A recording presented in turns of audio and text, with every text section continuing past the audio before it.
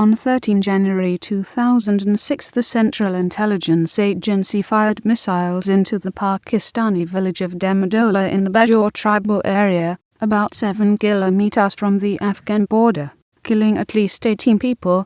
Originally, the Bajaur tribal area government claimed that at least 4 foreign members of al-Qaeda were among the dead. United States and Pakistani officials later admitted that no al-Qaeda leaders perished in the strike, and that only local villagers were killed. The attack purportedly targeted Ayman al-Zawahiri, second in command of al-Qaeda after Osama bin Laden, who was thought to be in the village. The attack was carried out by 4 CIA-operated unmanned Predator drones which launched 4 Hellfire missiles at a mud-walled compound, destroying 3 houses several hundred yards apart.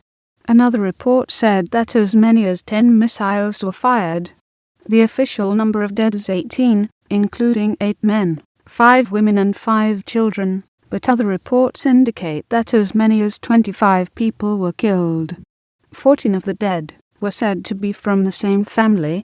There is confusion over the actual number killed, since reports claims that 13 circumflex 15 of the dead were buried immediately. Some sources say this was according to Islamic custom, others say they were buried without customary funeral arrangements.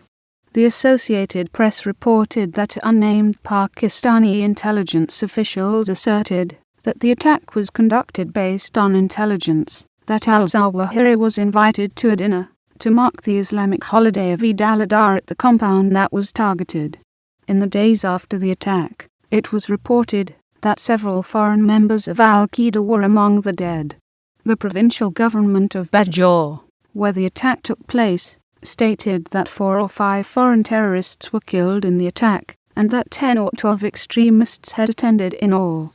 ABC reported that al-Qaeda bomb maker and chemical weapons expert Midhat Musi was killed in the strike. According to Pakistani officials, Khalid Habib, the al-Qaeda operations chief for Pakistan and Afghanistan, and Abdul Rahman al-Maghrabi, a senior operations commander for al-Qaeda, were also killed. It was reported that the al-Qaeda members were attending a terror summit called to funnel new money into attacks against U.S. forces in Afghanistan. United States and Pakistani officials later admitted that none of those al-Qaeda members perished in the strike, and that only local villagers were killed. Midhat Musi and Khalid Habib were killed in 2 other missile strikes in 2008. 2 Pakistani intelligence officials said Libyan-born Abu Faraj al-Libi, who was captured in Pakistan in May 2005, told interrogators that he had met al-Zawahiri last year at the home of Bakhtar Khan, one of the 13 villagers killed in the airstrike. After that confession, US and Pakistani intelligence agents, with the help of local tribesmen and Afghans, monitored Bakhtar Khan's home. Pakistan's foreign ministry issued a statement saying it protested to US Ambassador Ryan Crocker over the loss of innocent civilian lives. The Pakistani government angrily denounced the attack. Pakistan's Information Minister Sheikh Rashid Ahmed called the attack highly condemnable and said the government wanted to assure the people we will not allow such incidents to recur. Tension remained high throughout tribal areas. Angry Pakistanis protested against the strike, claiming it was illegal, and that the attack that killed innocent civilians.